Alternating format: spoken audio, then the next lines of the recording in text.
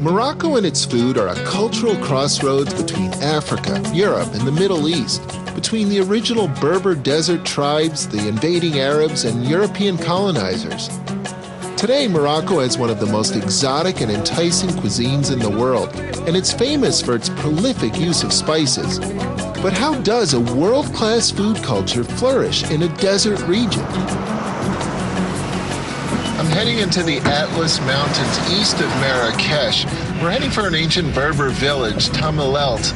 And when I get there, I'm looking forward to meeting a famous Moroccan chef. He's going to show me where he grew up, and we're going to enjoy a traditional meal with some of his old family friends. Chef Lassane Bouki is from the Berber tribe and grew up in the desert. He's passionate about the culture and flavors of Morocco. So I'm looking forward to cooking with him and meeting his friends. All the villages here come one time a week for this market. Everything looks great, eh? And everything is grown locally. So what are we going to make with these? We're going to use them for the couscous. To make couscous? For the couscous, yeah. For the beans and tomatoes, we're going to use them for tagine. Tagine and couscous? Tagine and couscous, yeah. Do you have to buy the couscous here as well? Everyone here, they make their own couscous. Really? Yes, on their own couscous. Cilantro too. You don't need to touch it, you just... Oh, that's beautiful. That's some of the strongest smelling mint I've ever come across. Michael, we're going to get some batata, some potatoes. Batata, you call them? Batata, yeah. Batata? Let me bargain with him. Yeah, okay, I will let you do that. Shahal. It means how much? How much? We said 100. Yeah, because I'm tall, huh? Yeah, you have to bargain with him. Maybe 40 for this. No, 20. 20. He said whatever you like. Whatever I like. You know what? I like the first price. Thank you. 100. Fresh lamb? It seems odd to see raw meat in the desert heat, but it works because most rural families don't have refrigeration.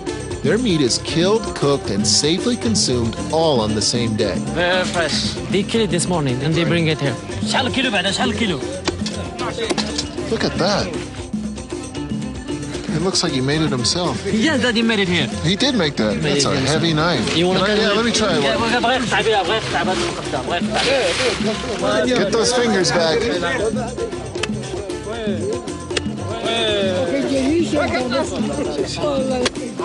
Tell him it should be 250 because I did all the work.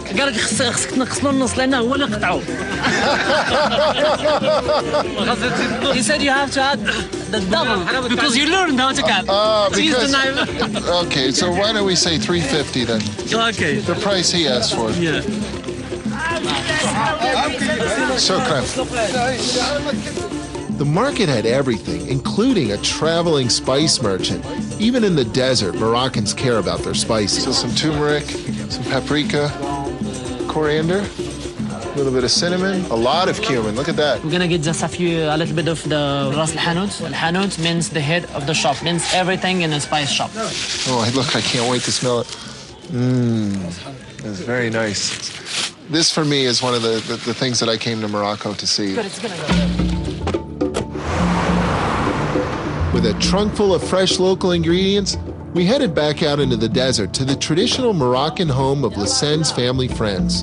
Thank you for having me. Abdullah. Nice to meet you. Hi. Thank you. Thank you. It's time to get cooking, to experience the real Moroccan kitchen up close and personal.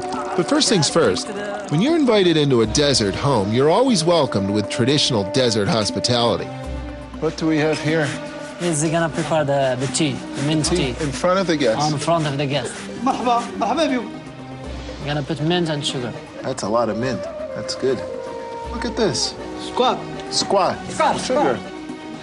It's not just having tea. No. People have a conversation, talk about the family, about the children, about life, about the fields, about the animals, about everything. About everything. Everything.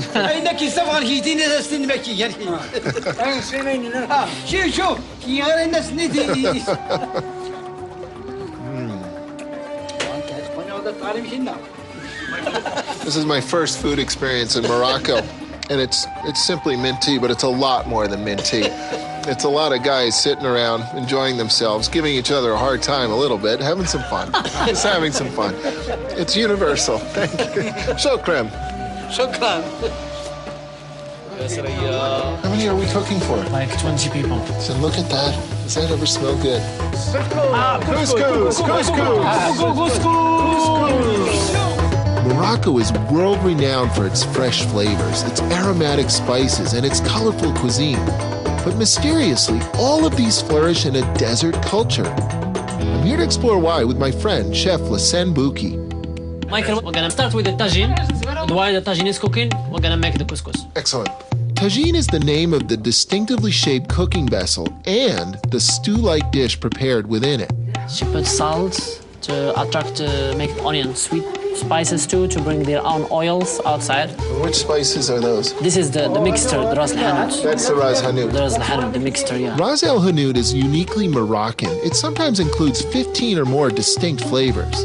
And she's gonna add a little bit of the mixture of paprika and cumin. Is this saffron? Yeah, this is ground saffron. Ground saffron. Unlike most stews around the world, tagines don't begin with browning meat. In the desert, that would require too much precious fuel. You don't need each time to see and look how is it. You just like cover it, that's it. The shape of the tagine pot evolved to reflect the limited resources of the desert. I have a tagine just like this at home, and I use it all the time. But one thing I never understood is what this hole is for on top of the tagine.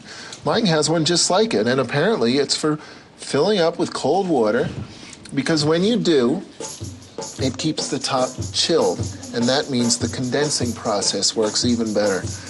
The vessel's shape allows the meat to simmer and tenderize with just a small amount of precious water. The water simmers and rises into the cone, where it quickly condenses and rolls back down the sides into the food.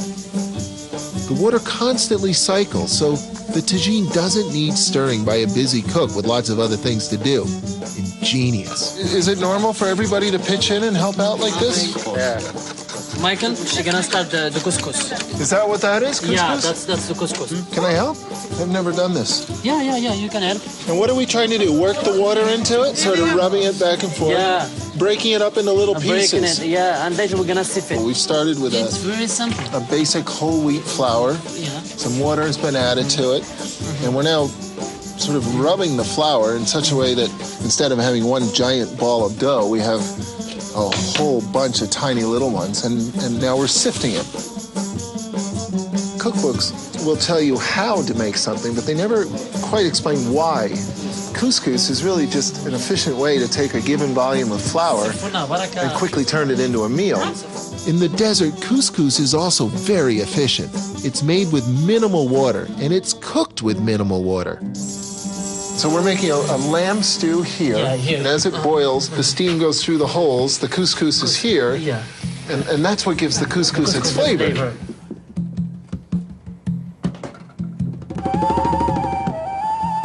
The tagine is simmering, the couscous is steaming, and I'm standing on the roof of the house. I find this house quite fascinating, actually, because from a distance, it just looks like a sort of big block house in the middle of the desert. But once you get inside, you realize that it's a system of courtyards. The family lives up front. A vigilant dog on the roof keeps watch over everything, the house, livestock out back, and an oven. And all of this in the shadow of the Atlas Mountains. Thank you. Shukran. Bon appetit! The spring of the... Oh, what a flavor. And the spices. Very rich. Follow your mouth with the... Incredible. This is one of the most flavorful things I've ever eaten in my life.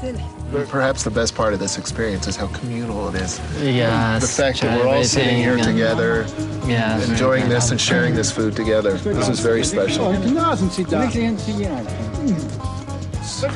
Couscous! Couscous! This is like we did in Jordan with the Mansa. Form it into a ball, roll it around a little bit, get it nice and tight, and then without touching your mouth. Yes. That's it. Like that. Not bad for a beginner, well done. Good job. This is the first time that I've actually eaten fresh couscous. It's got tooth, but it's al dente, like good pasta. It's really good. The spices, again, the spices. Oh, thank you to the family for inviting me to share this. You're welcome. Thank you, everybody. شكرا. Shukran. Thank you so much.